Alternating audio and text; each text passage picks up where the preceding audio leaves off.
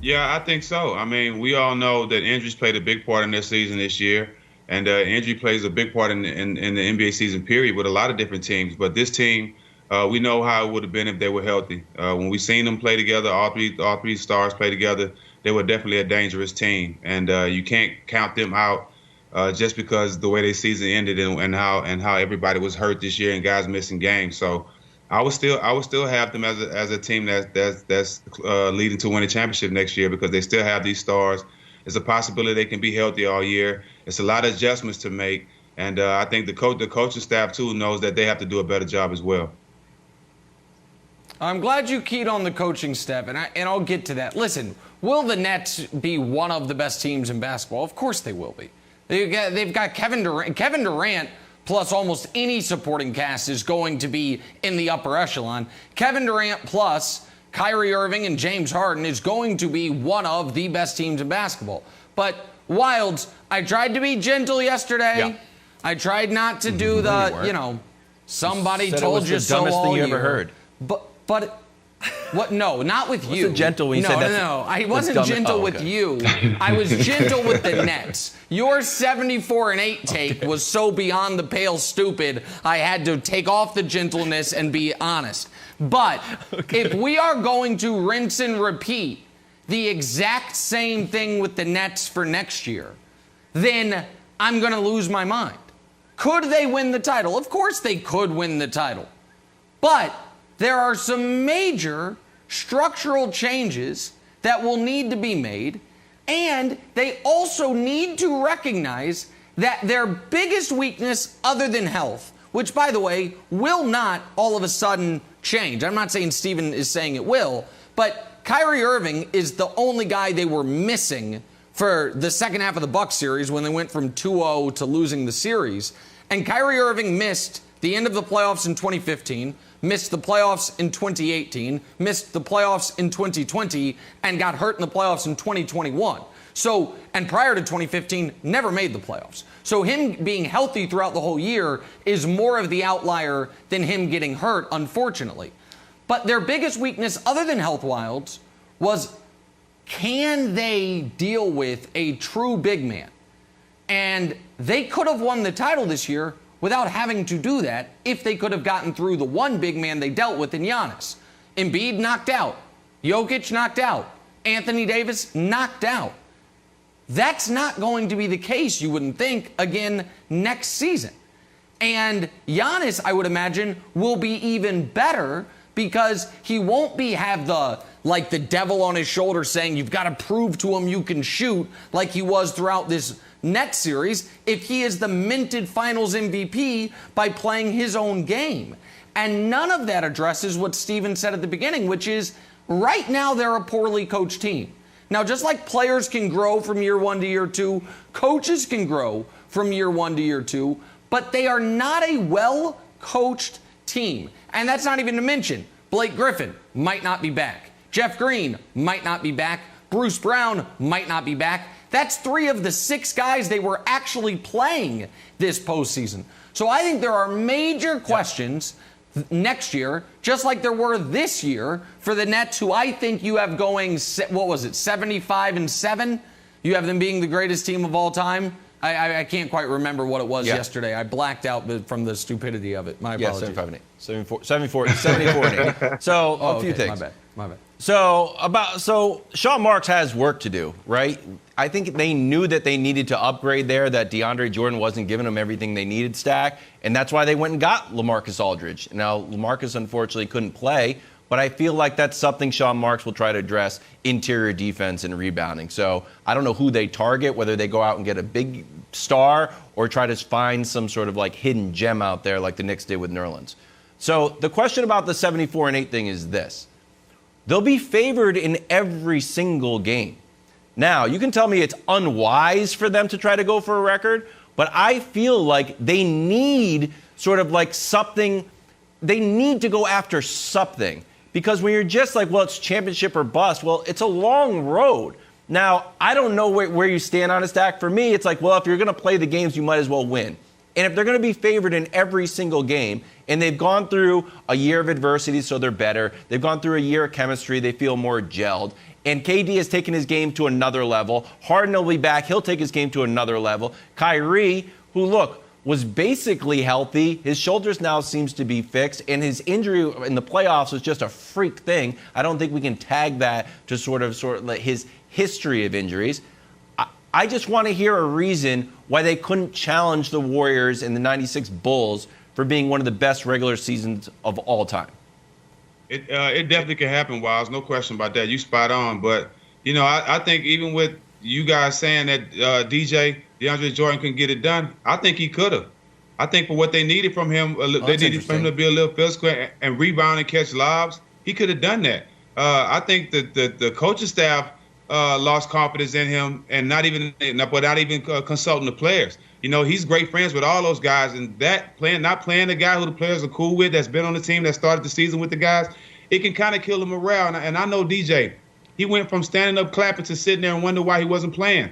And a lot of basketball players around the world are asking that same question: why was he playing? But this team, they went through a lot this year. But you looking at coaches like D'Antoni, he wasn't good at making adjustments. So Steve has to really look at his coaching staff and see, can he rely on them to help him make in-game adjustments during this season. But as far as the roster, they need to bring Jeff Green back.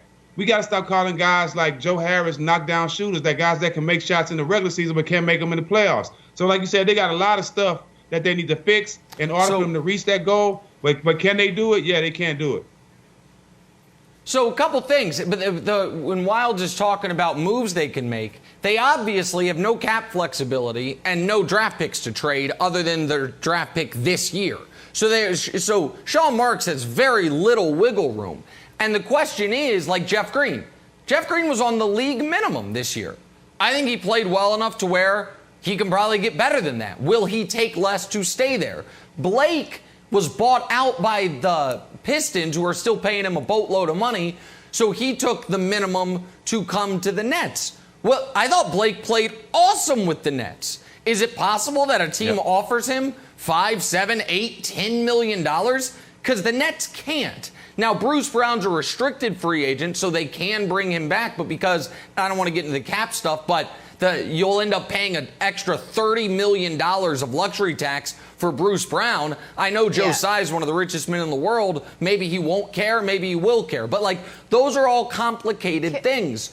But I want to ask Stack a question about DJ, because you weren't here yesterday, Stack, but we talked about Ty Lue. And Wilds made Broussard made the point, but Wilds also did, that one of the things Ty Lue does great is he recognizes, I have 12 guys on my roster. I'm allowed to play any of them.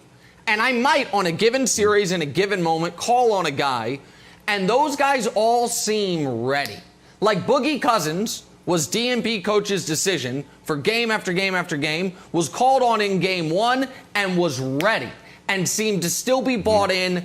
It seemed like with DJ, once they went to the DNP coach's decision at the end of the regular season, that it's like he wasn't on the roster. It's like, okay, I can't play him.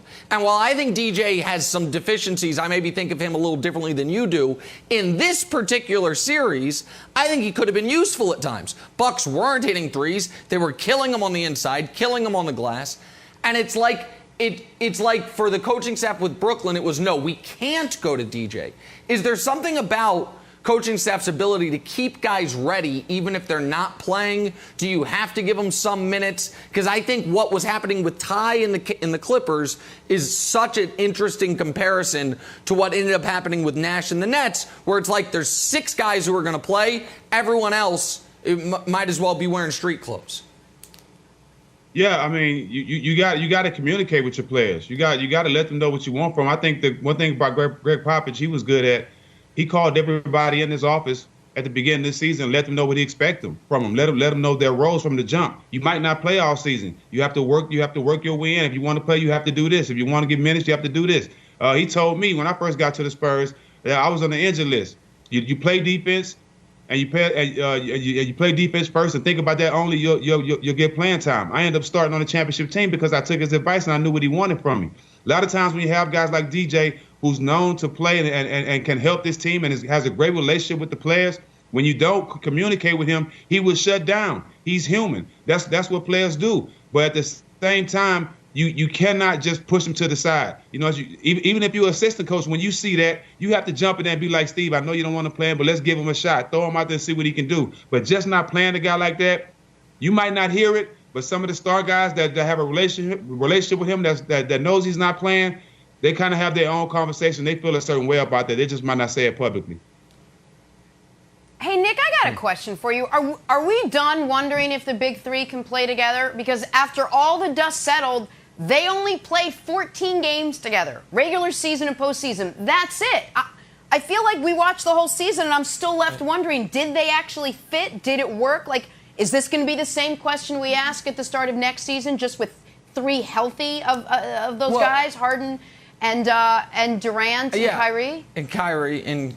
Yeah, listen, I think that we know Nick, because the way Harden's so... Yeah. Nick, I don't want to interrupt, but I got to say this. I got to say this. They have too many players that you don't have to guard. That's one thing, too.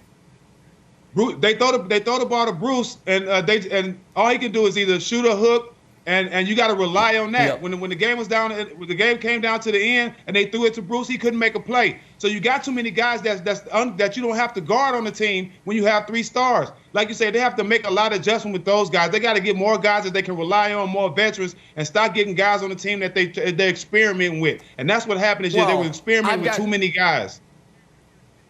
And I might have a quick solution for him, even though I don't like to give the Nets solutions. But Jenna, to answer Jenna's question, I think we know they can play together on offense because Durant is such a chameleon, being able to do whatever his team needs him to do. And Harden was such a willing, true point guard, which allowed Kyrie to play his style of game. The reason I think Wild's 74-8 is crazy is the 96 Bulls and the 2016 Warriors were both top 2 defenses in basketball. Like, the Nets were 24th. The idea that they're all of a sudden going to be a great defense for 82 regular season games, I think, is crazy. But how about this? Tell me who says no. My buddy Al suggested this trade to me. Everyone's down on Joe Harris, Wilds. I got a trade that matches up.